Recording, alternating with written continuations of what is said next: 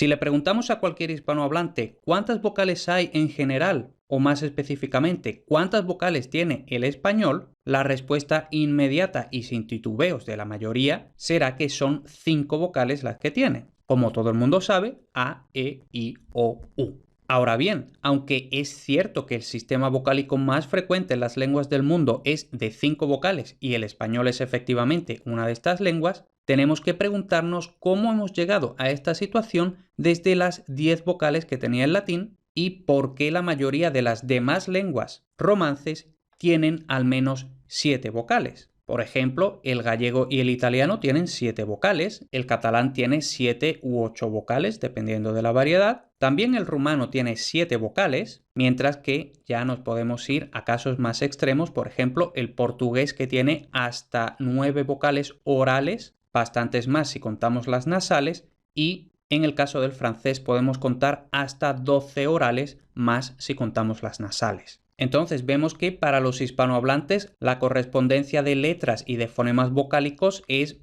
prácticamente simétrica y por eso no titubeamos al responder a esta pregunta: ¿cuántas vocales tiene el español? Y sin embargo, si uno pregunta a hablantes de lenguas con más de 5 vocales, las respuestas son variopintas. Desde el anglófono que afirma que su lengua tiene 5 vocales porque hay 5 letras para las vocales, aunque realmente en inglés hay 12 o 13 vocales, hasta los que sin saberlo instintiva e inmediatamente intentan hacer cálculos acertados en mayor o menor medida al vuelo. Y lo mismo que pasa con el inglés, pasa con muchas otras lenguas donde hay más de 5 vocales que ni siquiera los propios hablantes saben cuántas vocales tiene su idioma. Y de hecho, la situación del español es tan rápida, fácil, intuitiva, que hay muchos hispanohablantes que, si no están familiarizados con la lingüística y la fonética en general, pueden incluso hacerse preguntas como ¿es que acaso hay más de 5 vocales? Pues sí, es muy frecuente, como hemos visto ya, que las lenguas tengan más de 5 vocales. Lógicamente no vamos a entrar en las más de 5 vocales, sino en lo contrario. ¿Cómo es posible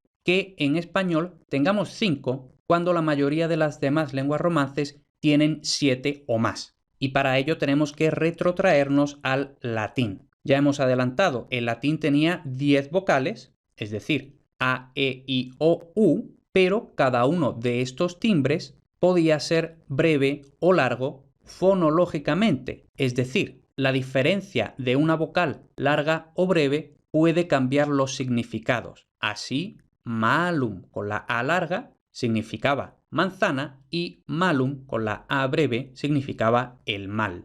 A partir de aquí, y si la única lengua romance fuera el español, podríamos pensar precipitadamente que lo único que ocurrió fue que se perdieron las vocales largas o que se fundieron o convergieron con las breves y que por eso tenemos básicamente una grafía para cada una de las 5 vocales. Como vemos aquí, que A breve y A larga se fundieron en A, E breve y E larga se fundieron en E, etc. Y esto ya voy adelantando que no es lo que ocurrió. La historia es más compleja e interesante, eso es lo que vamos a ver en este vídeo, aunque como curiosidad, esto sí que fue lo que ocurrió en sardo, pero el sardo es realmente la excepción. Vamos a ver ahora cómo evoluciona este sistema de 10 vocales del latín clásico al sistema de 7 vocales del latín vulgar. Vemos que, por así decirlo, las vocales se redistribuyen y así, por ejemplo, si la I breve se va hacia abajo y la E larga se va hacia arriba, acaban convergiendo en la E cerrada, mientras que la E breve se va hacia abajo y tenemos la E abierta.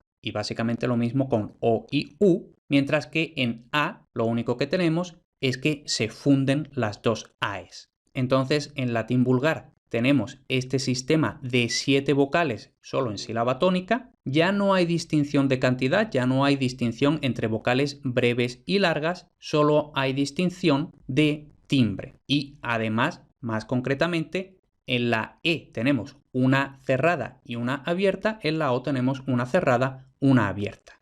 Entonces, este sistema de 7 vocales del latín vulgar es el que va a originar los sistemas vocálicos de las lenguas romances y el que va a permanecer tal cual en italiano y también, como mencionamos al principio, del gallego. Entonces vamos a pararnos un poquito para comparar el sistema vocálico del italiano y el sistema vocálico del español. En español, por supuesto, tenemos una sola E, una sola O. En italiano, dos Es, dos Oes. Y de la misma forma que habíamos dicho, malum con la A larga es manzana y malum con la A breve es el mal, es decir, la diferencia entre A larga y A breve es fonológica porque distingue palabras, en italiano, o al menos italiano estándar toscano, hay diferencia entre E cerrada y E abierta. Y así, pesca con la E cerrada es pesca de pescar porque procede de pisca, donde en latín había una I breve que ya hemos dicho que pasa a E cerrada, mientras que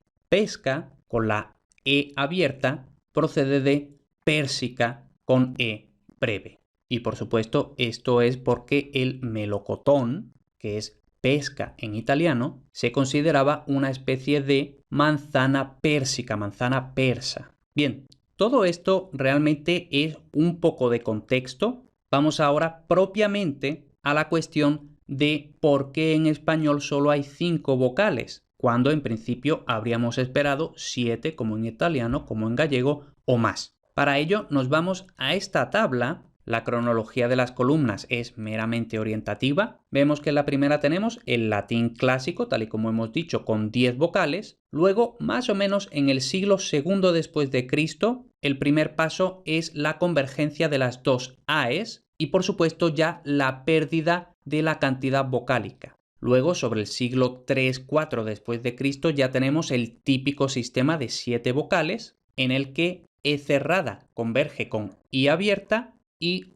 O cerrada converge con U abierta. Y ahora, a partir de este sistema de 7 vocales, en lo que podemos llamar protorromance, es decir, la etapa inmediatamente anterior a la fragmentación del latín en las diversas lenguas romances, tenemos que la E abierta y la O abierta van a convertirse en diptongos. En un primer paso, IE y UO, que en español resultará en IE y en UE, por lo que tenemos A, E, I, O, U, y luego lo que tenemos son dos diptongos. Por eso decimos que la mayoría de las variedades del español tienen solo 5 vocales, se entiende, 5 fonemas vocálicos puros, sin contar alófonos de las vocales, sin contar diptongos, triptongos, etc.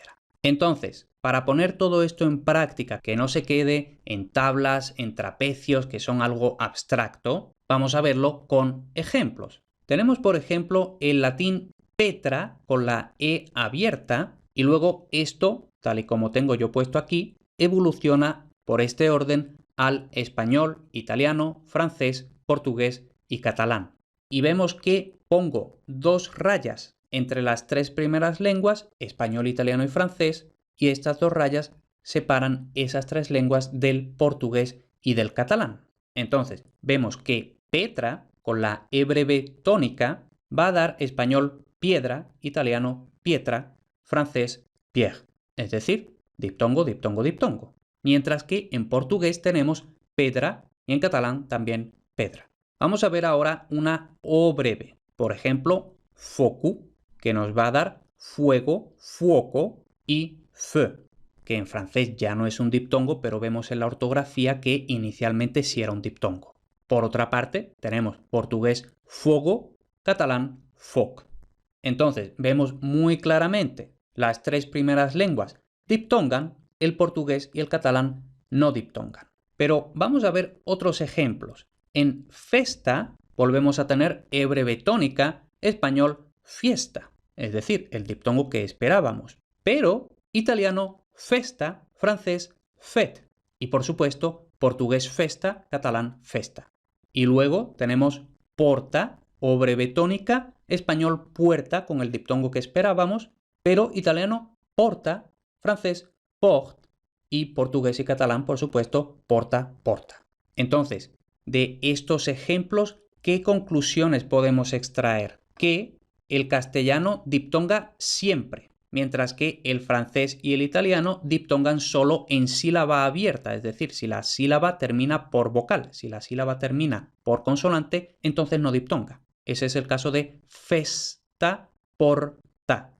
Y, naturalmente, portugués y catalán no diptongan nunca. Y entonces es precisamente en estos ejemplos en los que el italiano, el francés, el portugués, el catalán no diptongan, que vamos a tener la E abierta, que se diferencia de la E cerrada, y la O abierta, que se diferencia de la O cerrada. Mientras que en castellano, como siempre diptonga, no se conservan la E abierta y la O abierta, que contrastan respectivamente con la E cerrada y la O cerrada. Y bueno, aquí, por cierto, estoy diciendo el castellano diptonga siempre, bueno, no siempre realmente. Hay ocasiones en que O breve tónica no diptonga. Deberíamos haber tenido, por ejemplo, huejo, huembre, hueja, en lugar de ojo, hombre, hoja, pero eso ya lo he tratado en otro lugar, así que no me repito aquí.